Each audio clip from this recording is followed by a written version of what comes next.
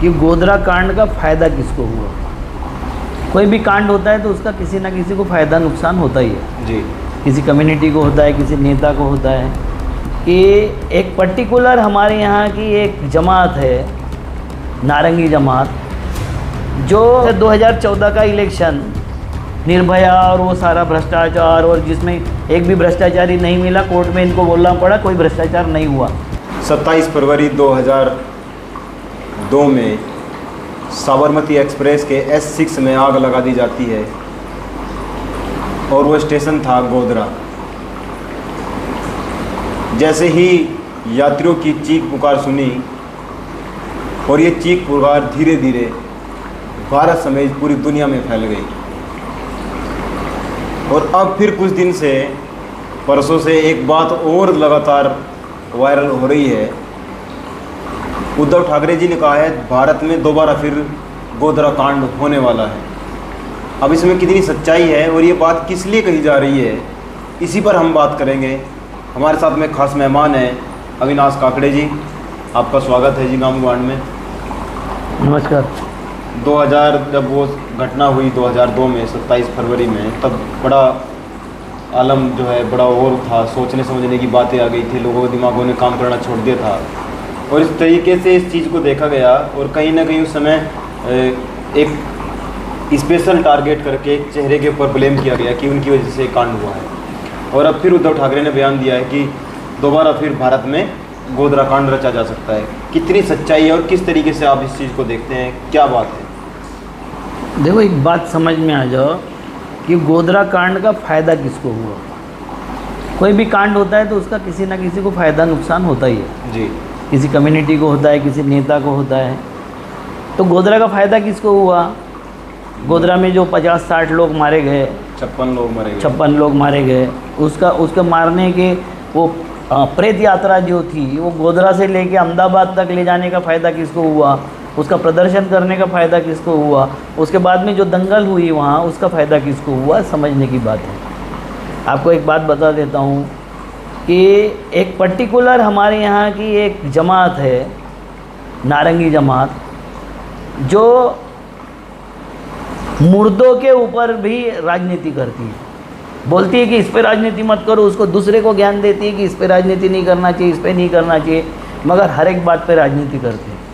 आप देखो, निर्भया कांड में दिल्ली में जो राजनीति हुई, वो राजनीति मणिपुर की जो 2 महिलाएं जिस तरीके से मारी गई, जिस तरीके से उनको रिश्तेदारों को मारा गया, नहीं किया किसी ने।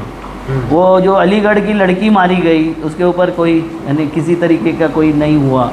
आसिफा मारी गई, उसके ऊपर भी कोई कुछ नहीं किया। बिल्किस बानो का कांड हुआ, उसके ऊपर भी किसी ने कुछ नहीं किया।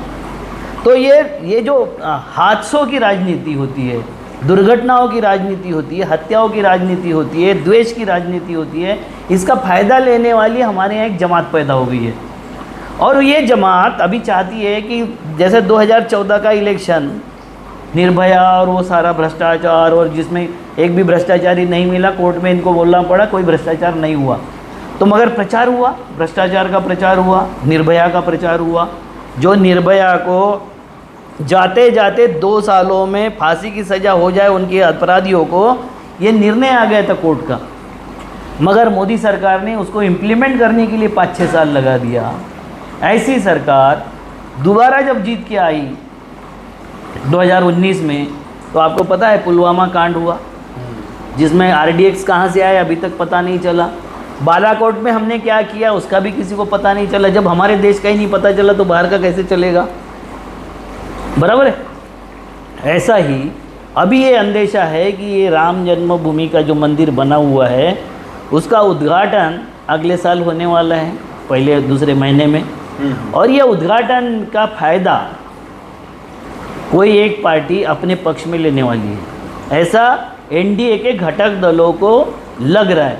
इसमें उद्धव ठाकरे जी भी बोले, उसमें प्रकाश अंबेडकर भी बोले, और भी बहुत सारे दल वाले ये बोल रहे हैं कि ये वापस जाते वक्त उन कारसेवकों पर, उन राम भक्तों पर अटैक करवा सकते हैं कहीं से भी इस देश में अभी, क्योंकि इनके पास गिनाने के लिए काम नहीं है। इनके पास करने के जो ये काम गिनाते हैं, ये चंद्रयान का काम गिना सकते हैं, ये आदित्य का काम गिना सकते हैं, मंगल का काम गिना सकते हैं, रास्तों का काम गिना सकते हैं, मगर सबको पता हो गया है कि ये कैसे काम है, किस तरीके से काम है।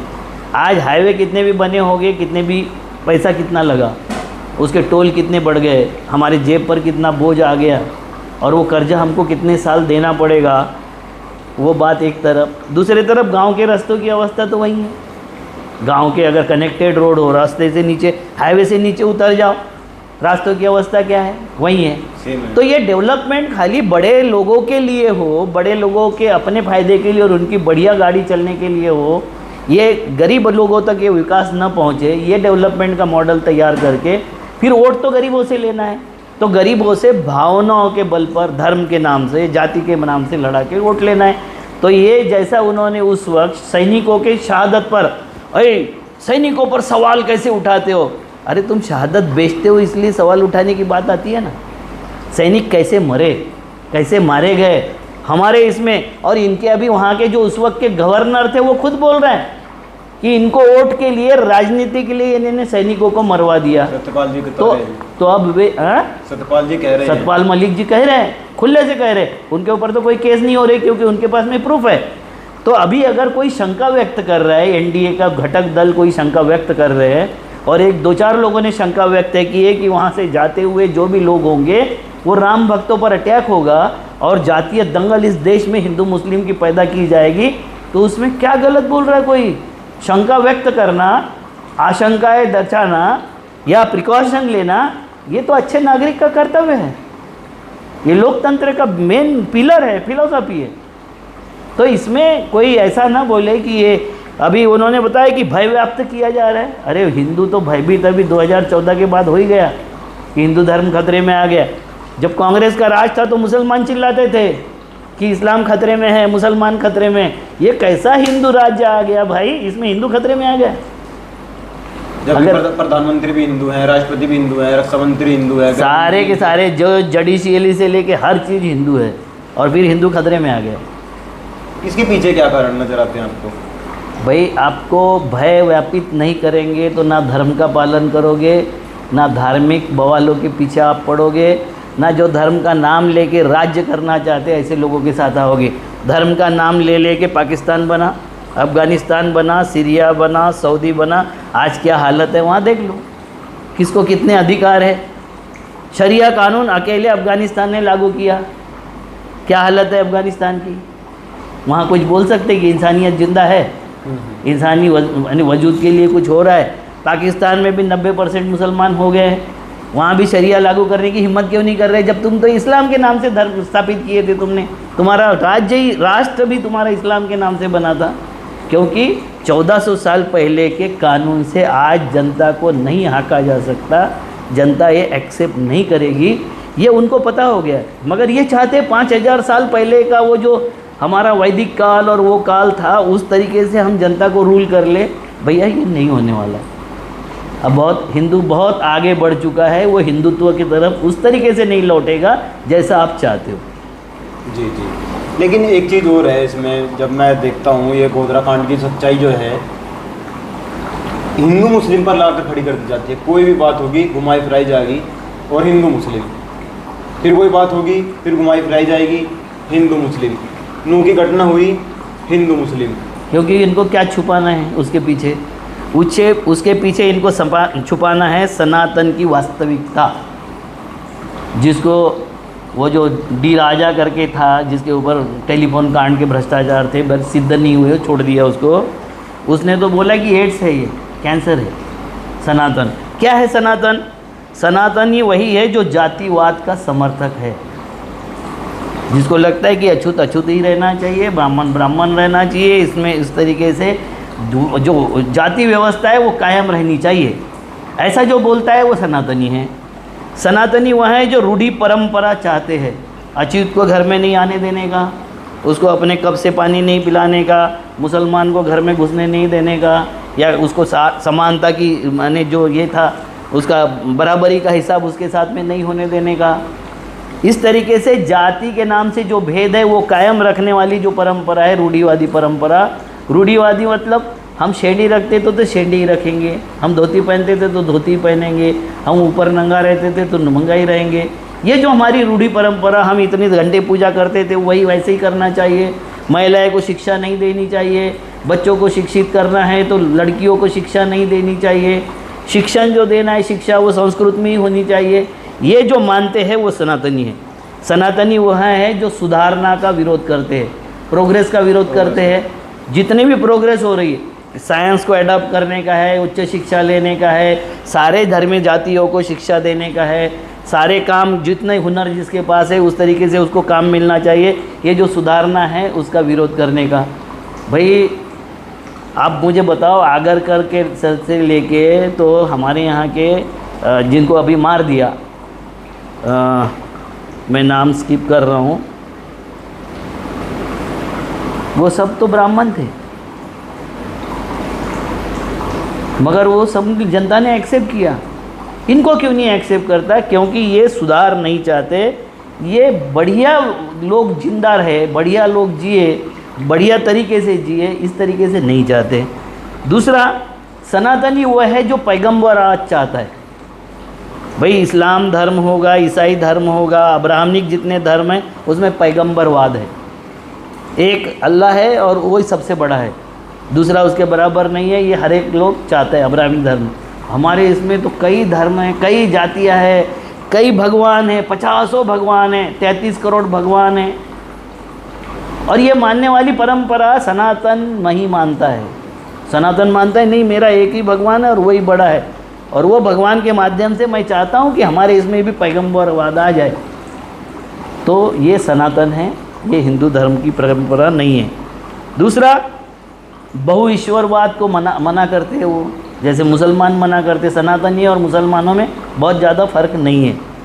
वो सती प्रथा को मान्य करते हैं, वो छुआछूत को मान्य करते हैं, बाल विवाह को मान्य करते हैं, विधवा विवाह को विरोध करते हैं, विधवा केशवपन को समर्थन करते हैं, महिला शिक्षा के पाबंदी पर उनका समर्थन है। पाबंदी होनी चाहिए, महिलाओं ने चौका चूल्हा और बच्चों तक ही सीमित रहना चाहिए। मोहन भागवत जी बोले थे कि जब से महिलाएं पढ़ने लग गई है परिवार टूटने लग गए हैं। ये जिनकी होगी प्रवृत्ति, वो लोग सनातनी हैं। वो क्या करेंगे? वो धर्म के नाम से ही राजनीति करेंगे, और धर्म के नाम से द्वेष ही फैल सकता है। धर्म अपनी वस्तु है, मेरे व्यक्तिगत शांति के लिए, मन शांति के लिए, परिवार की शांति के लिए धर्म का उपयोग है। उसको बाहर प्रदर्शित करने की क्या ज़रूरत है? मुझे नमाज पढ़ना है, मुझे पूजा करना है, मेरे घर के अंदर मैं करूँ। मुझे क्या ज़रूरत है रास्ते पे जाके बवाल करने की और उसके जुलूस निकालने की और उसका सब प्रोसेशन निकालने की, क्योंकि मैं डराना चाहता हूँ धर्म के नाम से दूसरे को। तो ये धर्म डराने की चीज़ नहीं है। धर्म मन शांति की और आत्मा को प्रलुब्ध करने की, आत्मा को हमको एनलाइटन करने की ये चीज़ है। ये जब हम समझेंगे तो धर्म की राजनीति बंद होगी। जिस यूरोपियन देशों ने धर्म की राजनीति बंद कर ली है, धर्म अलग और राजनीति अलग कर दी है, वो आज देख लो कितने प्रोग्रेस कर गए सारे देश। और जिन लोगों ने धर्म के नाम से अपनी राजनीति जोड़ दी और अपने को जोड़ दिया, वो सब धर्म के दो हिस्से। एक हिस्सा ये है धर्म का कि जो पूजा पाठ कर्म कांड ये सब करता है रूढ़ी परंपरा का, और दूसरा ये है कि जो आत्मा को प्रलब्ध करने की, आत्मा को डेवलप करने की, हमारे मन शांति के साथ में, हमारे खुदा के साथ में, अल्लाह के साथ में, या हमारे भगवान के साथ में हमको जोड़ने वाली जो प्रवृत्ति है वो करती है। मुझे उससे कोई ऐतराज़ नहीं है। कोई अगर भगवान के साथ में खुद को जोड़ना चाहता है, उसका समर्पित होना चाहता है, उसका सम्मान करना चाहता है, मुझे कोई आपत्ति नहीं है, मगर इसी तरीके से करना चाहिए। यही हमारी परंपरा थी। ये जो करते हैं वो उसका धंधा करते हैं, उसके सिवा और कुछ नहीं करते। और उसको हर एक अच्छे आदमी ने, जो इंसान बनना चाहता है, उसने विरोध करना चाहिए। जी चलो, बहुत बहुत धन्यवाद आपका। आपने हमें समझ दिया और आपने समझ लिया सनातन क्या है और गोधरा कांड के पीछे की सच्चाई क्या है। हम कोशिश करते हैं लगातार यही कि हम हर सच्ची बात को आपके सामने रख सकें, तथ्यों के साथ रख सकें, और इसी पर हमारा जोर रहता है। जुड़े रहे का काम कांड के साथ। जय हिंद, जय भारत।